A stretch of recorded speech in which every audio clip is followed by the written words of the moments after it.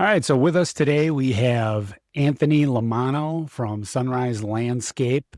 Thanks for coming on today. Appreciate it. One of the things that I love about doing this is just being able to educate everybody. Being a board member, thankless job. There's so many things you have to keep up on. Landscaping obviously is one of the largest line items in budgeting. So why don't you introduce yourself, kind of give your background, let everybody know why are you doing this? Why are you in landscape? Yeah, thanks, Derek. Appreciate the opportunity to be here. So, Sunrise Landscape established way back in 1978 as a small family run business out of Tampa, Florida. Since that time, we've grown to over 10 branches across the state of Florida, currently servicing areas including Orlando, Ocala, Tampa, and then the entire west coast of Florida down to Naples. The reason why I got into landscaping, I've got a career in professional sales experience and client relationship experience. And I've worked in multiple different industries, starting out in financial services out of college, worked for a few startups, tech sales, SaaS sales during my stint living out in Denver, and then relocated to Florida about 10 years ago and continued kind of on the technology side of things, still really quite honestly searching for, my passion. It took me a little bit longer than some others, but really a couple of years ago, kind of sat down, did a lot of self-reflection on, what I wanted to do in sort of the second half of my career and took to pen and paper, pros, cons, what do I like, what don't I like, really landed on and figured out that, the green industry is something in my personal life that I'm very passionate about and decided that I could turn that into a career opportunity. So used my networking skills and my, sales skills to identify opportunities here locally within the green industry and ultimately love the culture, the people, what Sunrise is building here in the state of Florida, and had an opportunity to join the team as a business development manager for Southwest Florida. That's great. Yeah, actually, I do love the whole landscaping arena. My mom was British, and so I grew up all about gardening, right? She was in the garden all the time. And in fact, on weekends, I love just doing yard work. Now, I don't live in an association, so I don't get the luxury of having somebody come by and do my yard for Right. me. But for me, that works out because it's very therapeutic. It grounds me, but I love all of it. The thing that I noticed too, coming down here from Milwaukee, everything is so different. I mean, it's not just palm trees. I mean, all of the plants, just a different world. Take you a while to kind of learn what what all of that means and what's invasive and what's not invasive and what's good and what's bad. Because when I came down, it looked like I might as well have been on Mars. Couldn't recognize anything. Yeah, I would agree. I mean, I'm always continuing to learn and develop my sort of technical skills around the industry.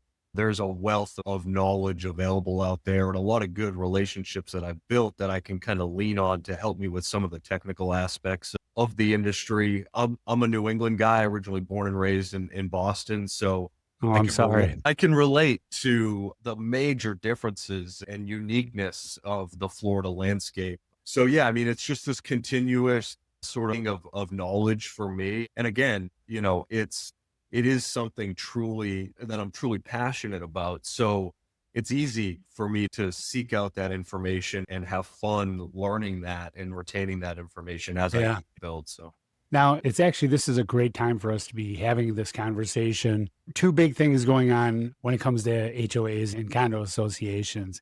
One is we're just entering, or at least putting all the pieces in place for budget season, right? That's a huge thing. And obviously, landscaping being one of the largest line items that comes into play. And then, if you can address that first, and then obviously, the other big thing that unfortunately, at least over the last few years, has been very front of mind for everybody, and that's hurricane season. But yeah. let's stick with something a little more manageable right now, like budgeting. How do you approach that when you're speaking with boards? Yeah, I think there's a huge opportunity in this industry to take a consultative approach with our customers and our clients. There's a lot of legacy sort of mom and pop landscaping companies that tend to just take the basic approach to landscaping and what I've learned in our industry, specifically in this market for, mid to high end associations is earning for more, right? They really want deep connection and relationship and partnership with their landscaping vendors. I think one way to really differentiate yourself as a premium provider is through a consultative approach through a lot of different areas that we support them, but specifically, and one of them would be budgeting and investment planning. It is, to your point, one of, if not the largest line item on a P&L for an association's budget. And because of that, there's high expectations when it comes to execution, and there's a close eye on how and when money is being spent. So, there's, of course, your typical sort of maintenance line items every association is used to and familiar with, and we talk through those items in detail, but there's other sort of ancillary items and long-term budget planning items that can really make the difference, not only for the partnership that we're executing upon, but also, make or break for an association's budget annually or year over year. So yeah, it's consultative, and we really try to focus on being proactive within the budget plan. And one thing now, again, my background, I've been in this industry quite a long time on the association side, property management side, still a licensed CAM to this day. But retention, I know you and I had a conversation not too long ago, and we were talking about retention rates. Mm. And I was shocked. Let's touch upon that a little bit, because that, I think, is really where the rubber meets the road, right? It's one thing to go in and speak to an association and sell them on your services and in comparison to who they've been with. Being able to retain clients and partners year over year over year, that I think is probably the most important thing, because nobody likes to have to swap out any vendor, right? Yeah. And especially a large one like a landscaper. How do you guys focus in on retention and customer service? What do you think the points are when it comes to those, as far as some success that you guys have had? Yeah, it's a really good point. We talk about this all the time internally at all levels of the organization, because it is, churn and retention for us, because we've got so many hard assets and equipment and labor costs, right? Real landscaping is really a labor intensive and labor based industry or service offering. So, we keep a very close eye on retention and churn, because it impacts, our labor pool and our ability to put our employees to work on a day-to-day and week-to-week basis. So, I think the key component is people and talent. Your standard offering, mowing, blowing, edging, planting flower, whatever it may be within these various scope items within the contract, that's table stakes, right? Like, everybody has to be able to do that. Right. I think where the good companies separate themselves from the great companies is with their people.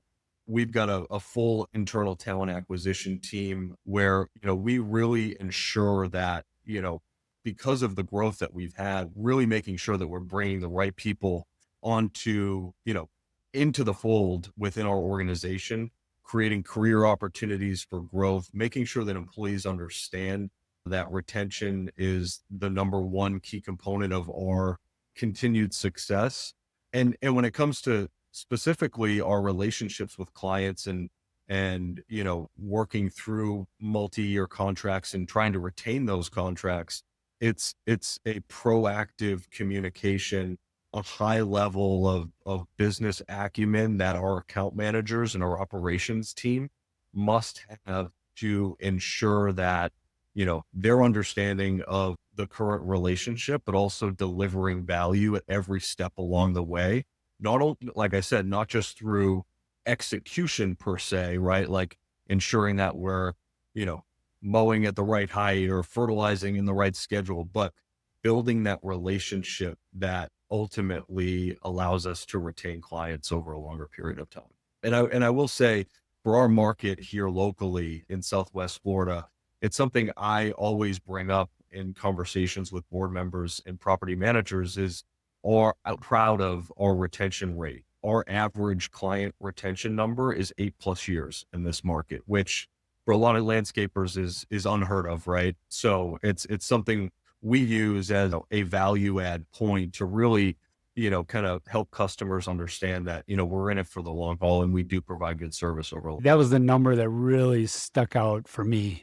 Again, having a lot of experience in this industry, that's amazing. I mean, that really is amazing. It seems, I mean, I don't know what the industry average, but it sure seems, and it's a lot I think less it's a than little that. lower than that. It seems like every year, we were going through, talking to new landscape companies when I was representing associations, and to have that kind of a retention rate is, to me, that's just amazing. I think that says everything right there. So hurricanes, now we just talked about that, but we're right at the beginning of hurricane season, knock on wood, nothing yet. And let's just hope that we can have a down year, because I think we've all paid our dues over the last couple. Sure. But what are what things from the landscaping point of view, what can you do to kind of get ready for that? And then after the fact, how do you respond to that? Because I mean, obviously some communities were just, especially, Ian, obviously, some communities are just wiped out, they're starting from scratch. But what are your kind of pre and post hurricane thoughts on how to handle that? Yeah, just a quick point. We had a lot of accounts or clients on Fort Myers Beach that we were servicing. Ground zero. We're still waiting for that phone call to come back and reinstall and remaintain, continue to maintain those associations or buildings that are still, really trying hard to come back from that. And, we're looking at almost 3 years now. So yeah, it's an ongoing process, but your point, answer your question, I really think there's 3 components. There's of course pre and post storm sort of action plans, imminent storm planning, and then immediate sort of, modification or, remedial sort of to get back into the account. But what I would say is, I think the most important, quite honestly, is the preventative planning. The opportunity for us to meet with customers and board members in April, in May, before hurricane season starts, do a property walk, understand the risks and the concerns that specific property may have to a large storm. And it could be things such as tree trimming, debris, cleanup, those sort of things that are needed, that have to take place in order to protect the community in the best way possible if and when a storm does hit. And we know another one will hit, we just don't know when, right? Hey, hush your mouth. Come on now. Yeah. Come on. We do not know that. We do not know that. It seems, it seems like we've taken the brunt of it over the last 5 to 7 years. So, I think those preseason inspections and tree management conversations are really key. And then, the emergency response after that. Most importantly is of course the safety of our employees, our ability to get, back out there and helping our customers. The first thing that we do after a storm hits is we identify, the area that was hit the hardest. We've got a pretty big area that we cover from, Naples up to Fort Myers, Cape Coral. So depending on the path of the storm, that we may have, properties that, weren't really impacted. So, we reach out to every customer within 24 to 48 hours. We focus on the area that was most hard hit. We visit all of our properties within that time frame, or at least we attempt to do so in a safe manner. And then, based on severity of where the storm hit, those are the areas we're going to focus on first. One final point there is, we're making sure that the first order of business is to clear roadways to ensure that emergency vehicles can travel throughout these communities, if in fact there is an emergency that happens immediately after the storm. We'll push all debris off to the side, and then the aesthetic stuff, or cleanup happens, within days or weeks, right? Depending on severity across the area. Yeah, that initial cleanup is key. And that's one of the things where I think when you're dealing with smaller, kind of, as you were saying before, mom and pop outfits, they may be amazing and they may be, really good at their craft, But when you're talking about a major hurricane coming through and cleanup and getting the community back on its feet, I think that's, and not to denigrate anybody, but I think Sure. that is definitely such a differentiator for a good sized company versus a small one. They just don't have the resources Yeah. that you need for that. And then they end up having to try to farm it out to somebody that does have the resources, or the board has to find another avenue. And I think that's, I know in my history, that was a big factor in looking at landscape companies as far as we need somebody that can respond down here. It's not like it's, and again, I'm from up north, so it's not like, it's in Wisconsin where, you might get a downpour and then it's gone, or, you don't have to worry about everything getting demolished and Yeah. having to come in with the big crews. So yeah, that's always something that was very important to the boards that I worked with. Yeah, you bring up a really good point because a lot of times, if it's not a topic of discussion in the search for a new partner, if of course the smaller companies aren't going to bring that up, right? Because they know their resources are tight and Right. they'll be in a pinch if and when that emergency or large storm rolls through. It is something we talk about and we address, and I think it's a very important topic. And I'll make one other point too, because of our resources are spread across 10 branches in the state of Florida. We haven't had the 500-year storm yet. I don't know, I don't see the entire state of Florida getting hit with, a category 4 or 5 hurricane. But the point is, if depending on the specific area, whether it be, Fort Myers, Naples, or even Tampa, right? Like we can adjust resources and pull in resources from other markets, whether it's labor, equipment, those sort of things to assist our fellow branches and properties across our entire organization. So. Yeah, that's definitely one of the benefits. So what about ROI? What about, working with boards on their enhancements, and how does that all fit into the picture? Yeah, I mean, every board, every association has a unique budget, right? So you really want to understand, what sort of budget do they have? What sort of dollars do they have aligned or allotted to, landscaping as a whole? What portion of that is designated to maintenance and annual tree trimming and storm cleanup and mulch and all these sort of primary ancillary services.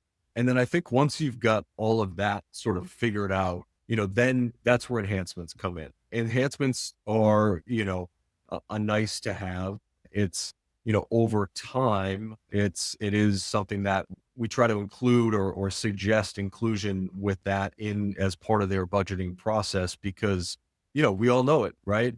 This area is aging. The communities are aging, right? A lot of the communities we work with now, granted, we work with some new developments, but, 15, 20, 25 years old, plant material does not last a lifetime. So, there are needs for enhancements typically on an annual basis. So, just working within budget and really consulting the board and the property manager on, here's what we think. Here's the wish list, right? Here's everything. If you had an unlimited budget that you could do to put, to bring everything back to A plus sort of, condition. But we know that's not the reality. So, we sort of prioritize through this grading system, the ability to and hand them that document to say, here's really what you should focus on this year, enhancement wise.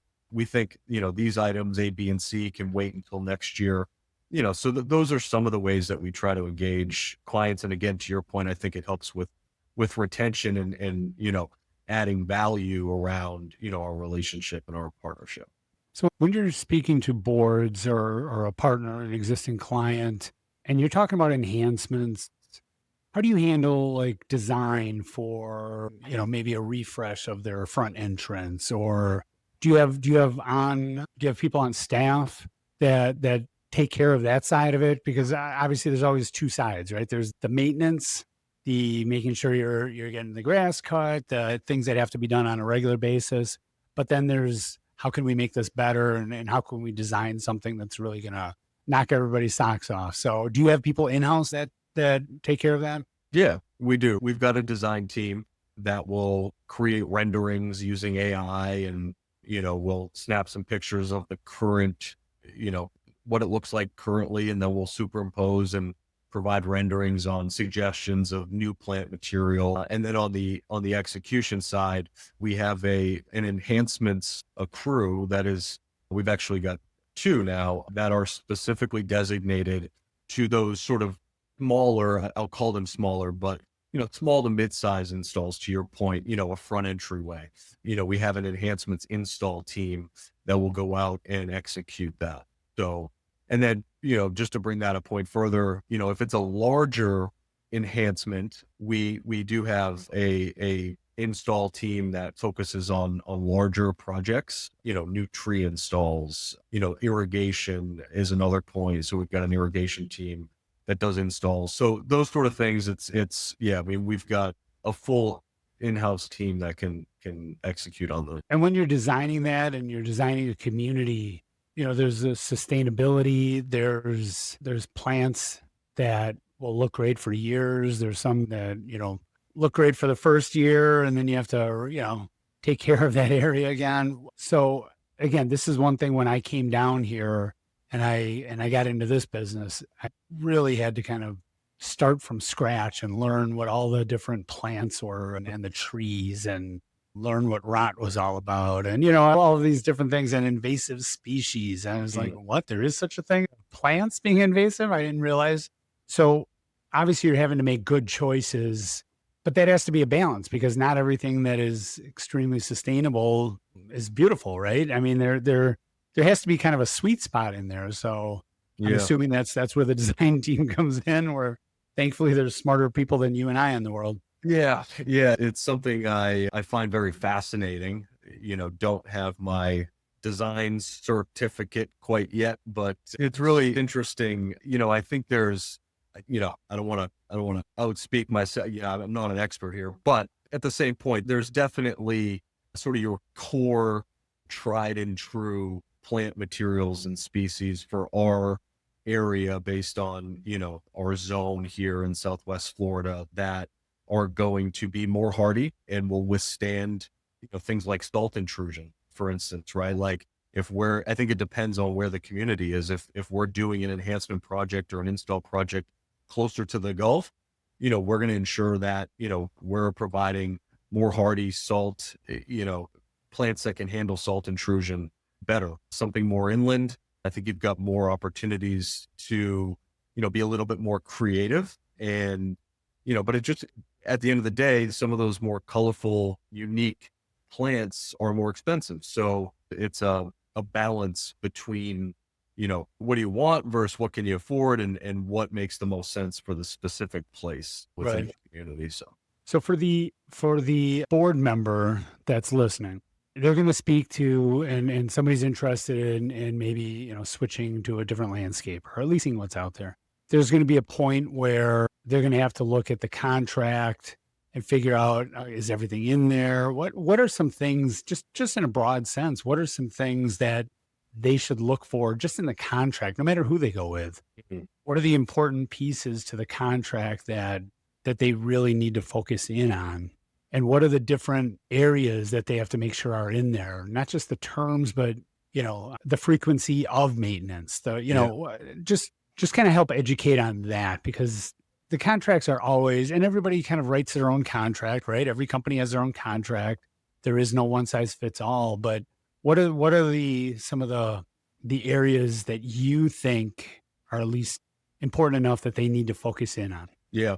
Well, you started to mention one there, and I think that's sort of 1A is service frequency and scope clarity. I think those are two terms that are crucial within the conversation around contracts, and educating the board member on, here's exactly what you're going to receive on an annual basis in regards to frequency. I mean, I see so many different types of scope spreadsheets and service frequencies. And, no one way is necessarily right or wrong.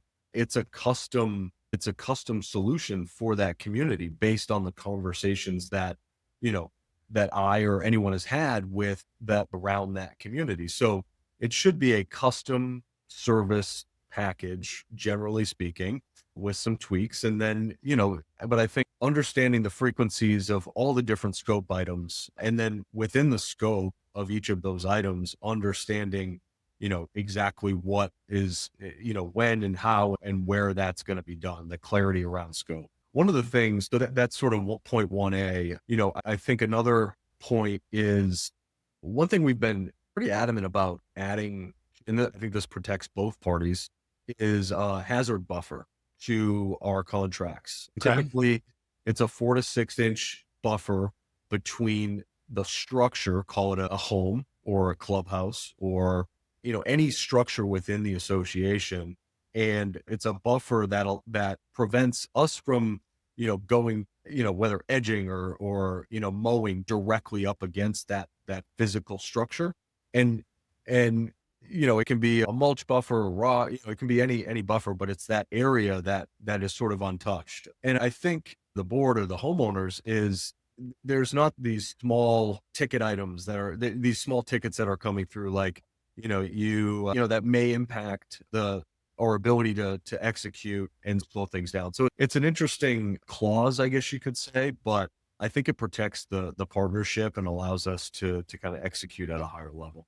So one thing that you're talking small ticket items that pop up.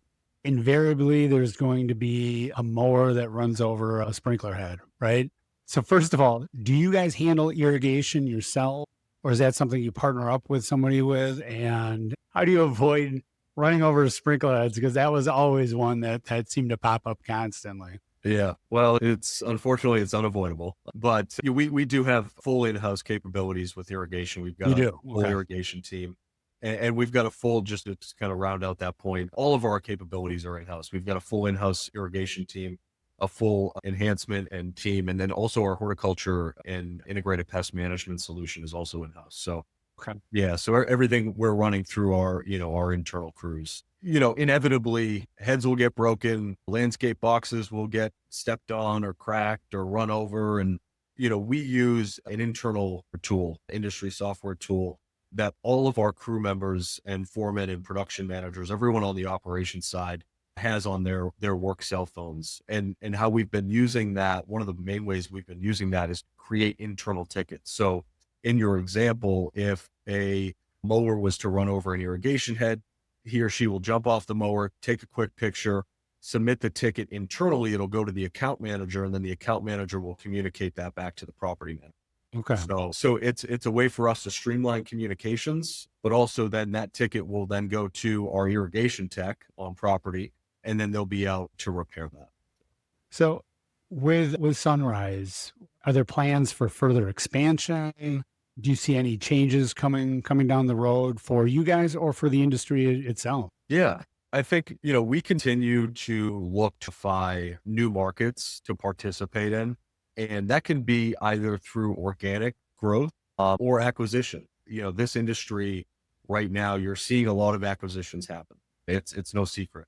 And I think, if you can identify the right acquisition opportunity in a new market where people, culture, core values, of company you're looking to acquire, and then Sunrise as the organization, there could be a really good marriage there and an opportunity to quickly enter a new market and bring additional resources to not only the employees, but, the customers in that market. So, I think we do look to continue to expand and, just continue to capitalize on sort of the fragmentation you're seeing in the market where, there's some markets that, are underserved with high quality landscaping partners. And those are the ones that, we really try to focus on. Right. Yeah, it seems across the board there's a lot of acquisition and a lot of, combining, whether it's landscaping or property management, or I could go on and on. Yeah. A lot of the vendors, that's the trend. Obviously with the economy of scale, it makes sense. But like you said, it's so important that you get a really good fit. Yeah. I've had experience in the past where I've been with a company, some acquisitions were a really great fit and some you could just tell maybe not so much. And then you got to kind of work through those with a different outlook. But you guys obviously have a great reputation in the community.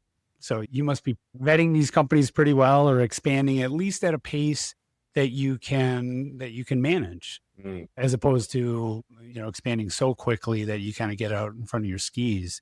And that's something that I've never seen with you guys with Sunrise. Yeah, I appreciate that. We take we're not perfect, right? But, we try to take a very, not slow approach, but a very calculated approach to our acquisitions or growth within any market. We can be out there driving new business day in and day out, but, can the operations team successfully execute? And are you setting yourself up for failure down the road? That's something we, obviously we try to avoid at all costs. And we've done a pretty good job of that so far. I think one other quick point on bringing new companies into the organization, what we've heard the most and what I see from employees that, of the company that we, acquired or brought on board, get so excited because now there's new opportunities for career advancement, training opportunities, better benefits, things that really have an impact on the employee. And where does that show up? That shows up in the work that they do.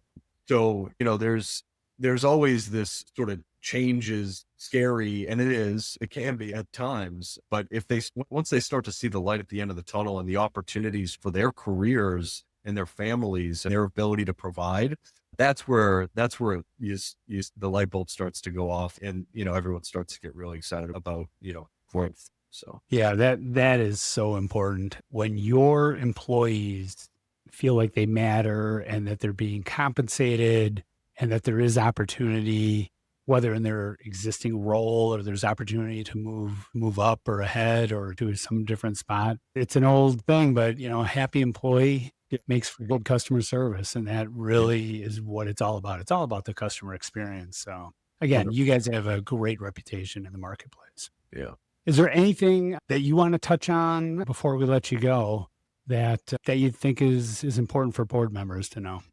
I just think it's important that, really important that I have a clear line of, throughout the process and evaluation of understanding what sort of landscaping provider they want and need. Not a fit for everyone. We know that, right? We provide, high quality, premium association landscaping services. We typically will, look to work with HOAs and condo associations, that are looking to constantly hear about their landscaping, that, have a healthy budget or looking to upgrade their communities. So I say that just to make the point that it's important that up front there's this transparency between vendor and board. And I think the quicker you can get to that point in understanding their true needs and desires, it makes for a healthier conversation and ultimately a better relationship with the client. And, just understanding their needs and wants and really, packaging a solution that makes sense for that community. So absolutely. Absolutely. Well, Anthony, thank you so much. So Anthony Lomanno with Sunrise Landscape, appreciate your time and definitely want to have another chat coming up here soon. Likewise. There's so much to dive into. And again, with my British background in my DNA, I'm all about everything landscaping when it comes to getting my hands dirty into the dirt and working with greens. So it's exciting for me. I love all of this. So thank you so much for your time. I appreciate it, Derek. Thanks for having me.